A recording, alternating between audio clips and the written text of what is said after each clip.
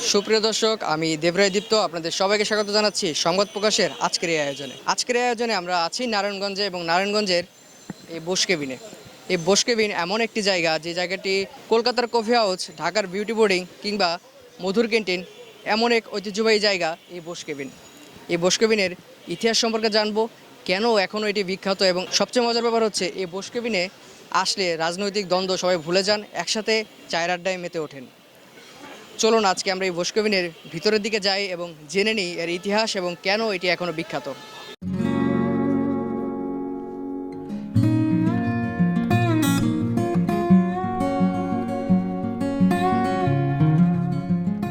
আমরা এই বোসকেবিনে আসি, সবাই এখানে আসলে একটা গেট টুগেদার মতন হয়, সবাইকে পাওয়া যায়। যেমন এখন দেখা গেল যে আমি অ্যাডভোকেট আনিসুর রহমান দীপু সাহেবকে উনি হয়তো সন্ধ্যা 7টার সময় আসবেন, আমার জানা আছে, যে কারণে একসাথে আসলাম।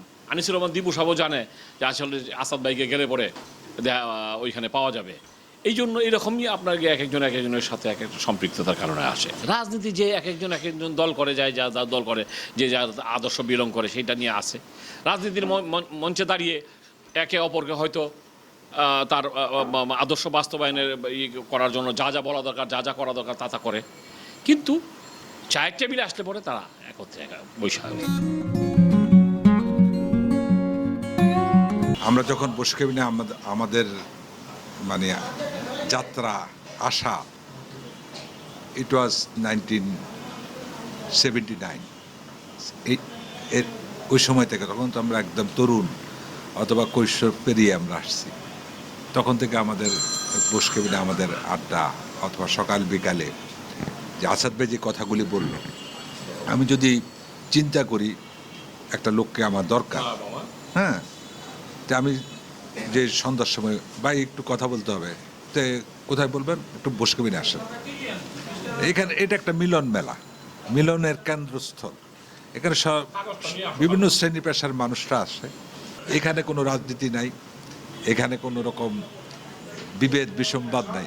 দেখা গেছে যে সকালে আমি একজনের রাজনৈতিক মঞ্চে দাঁড়িয়ে একজনের সমালোচনা করছি, কিছুক্ষণ পরে বোসকেবিনে এসে দুজনে মিলে চা খাইছি। এটা হচ্ছে এই বোসকেবিনের কালচার। আমার এলাকাতেই এই ঐতিহ্যবাহী শতবর্ষের পুরনো নিউ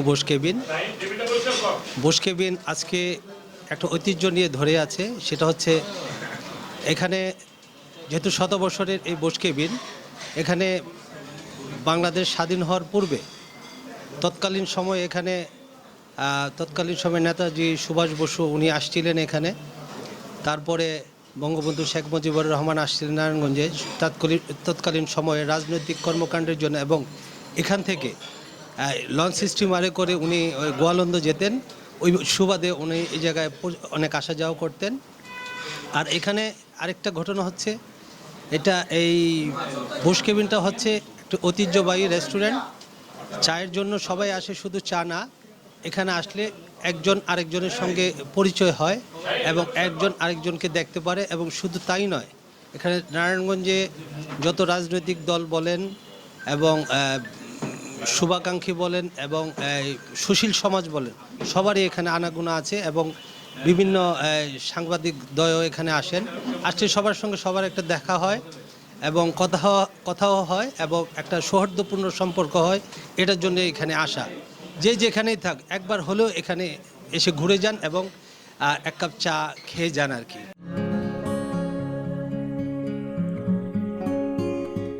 আমি তারক বোসকেবিনের বর্তমান তৃতীয় প্রজন্ম। আমার দাদা 1921 সালে এটা ছোট্ট একটা দোকান থেকে শুরু করেন, চায়ের দোকান থেকে। তারপর বাবা, তারপর আমি 1999 থেকে আমি এইখানে অনেক মহারথী চলে ঘুরে গেছে, চা খেয়েছে চায়ের টং থেকে, এখনও খায়। এখনও আমার দোকান আপনারা যখন আসেন, এখনও আমাদের নারায়ণগঞ্জের পিপি সাহেব বসা, বিভিন্ন রাজনৈতিক দলের সবাই আসে, সাংস্কৃতিক ব্যক্তিত্ব বলেন, যাই বলেন। একটা সময় ছিল নারায়ণ শহরের সব কিছু এইটা, প্রেস ক্লাব ছিল এটা, প্রশাসনিক ছিল এটা, এখান থেকে সব কিছু হতো। এবং আমরাই সবচেয়ে আগে খবর পেতাম যে কোথায় কি হচ্ছে না হচ্ছে। প্রেস ক্লাব পুরোটা এটাই ছিল। 80-র দশকে প্রেস ক্লাব বোসকেবিন, 80-র দশকে পুলিশের থানা যেটা ছিল সেটাও বোসকেবিন। সকালবেলা যদি আপনি স্ট্যান্ডার্ড কোনো ছিল সেটা নাস্তার জন্য সেই প্রশাসন বলেন, ডাক্তার বলেন, উকিল বলেন, সব পেশাজীবীদের খাবার ছিল এখানে, বিকেলের নাস্তা ছিল। তার একটাই কারণ, এখানে মুক্তভাবে কথা বলা যায়।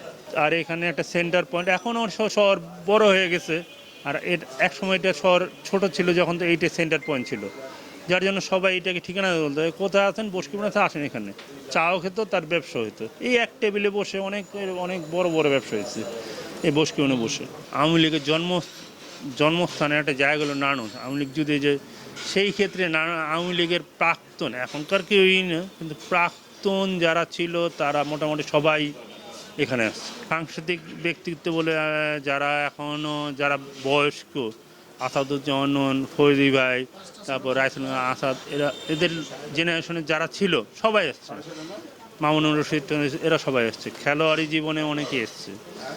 তা সব ক্ষেত্রে আপনি বড় বড় ব্যবসায়ীরাও এসছে এখানে প্রচুরই, যার জন্য সব সেক্টরই এখানে আসে। কারণ এই মুক্তাঙ্গনভাবে বসার মতো জায়গা নারায়ণ শহরে নাই, এই জন্যই আসে, এই জন্য আসছে। আমাদের ব্যবহার আসছে, আমাদের খাওয়ার মানের দিক দিয়ে চিন্তা করে এসছে। এই আর 10টা লোককে একসাথে পাই, এই জন্য আরও আসছে।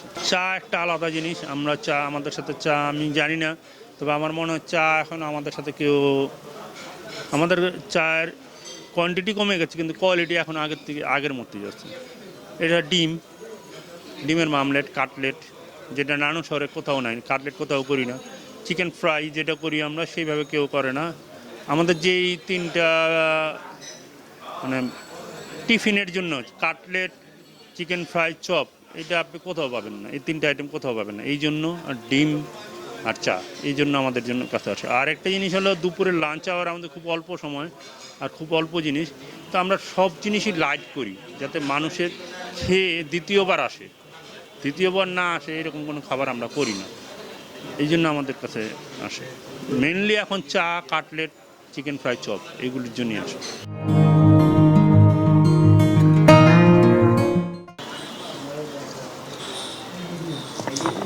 দর্শক, এতক্ষণ আপনারা দেখছিলেন, শুনছিলেন এখানকার বিভিন্ন ইতিহাসের কথা, ঐতিহ্যের কথা। যারা অনেক পুরনো মানুষ, তারা তাদের অভিজ্ঞতা শেয়ার করছিলেন এই বসকেবিনের। আর আপনাদের যে বিখ্যাত চায়ের কথা বলেছিলাম, এই কিন্তু সেই বিখ্যাত বসকেবিনের চা, যেটি খেতে কিন্তু আওয়ামী লীগ বলেন, বিএনপি বলেন, বা বিভিন্ন দল মত নির্বিশেষে কিন্তু এই জায়গাটিতে তারা আসেন। এখানে কিন্তু একজন বলছিলেন যে সকালবেলা রাজনীতির মাঠে একজন অপরজনকে দোষারোপ করছেন, কিন্তু ঠিকই বিকালবেলা কিন্তু এইখানে এসে একই সাথে চায়ের আড্ডা দিচ্ছেন। এটি হচ্ছে বসকেবিনের বৈশিষ্ট্য। যেটি বলছিলাম যে ঐতিহ্য, ভাই, এটি কিন্তু ঐতিহ্য ধরে রেখেছে এই বসকেবিন। আরও বিস্তারিত আপনারা পরবর্তীতে এই সংবাদ প্রকাশের মাধ্যমে দেখতে পাবেন। সেই জন্য সংবাদ প্রকাশের সাথেই থাকুন। সংবাদ প্রকাশের চ্যানেলটি সাবস্ক্রাইব করে পাশে থাকা বেল আইকনে ক্লিক করে রাখবেন এবং ফেসবুক পেজটি অবশ্যই লাইক এবং ফলো করবেন। আমি দেবরায় দীপ্ত আজকের মতো বসকেবিন থেকে এখানে বিদায় নিচ্ছি।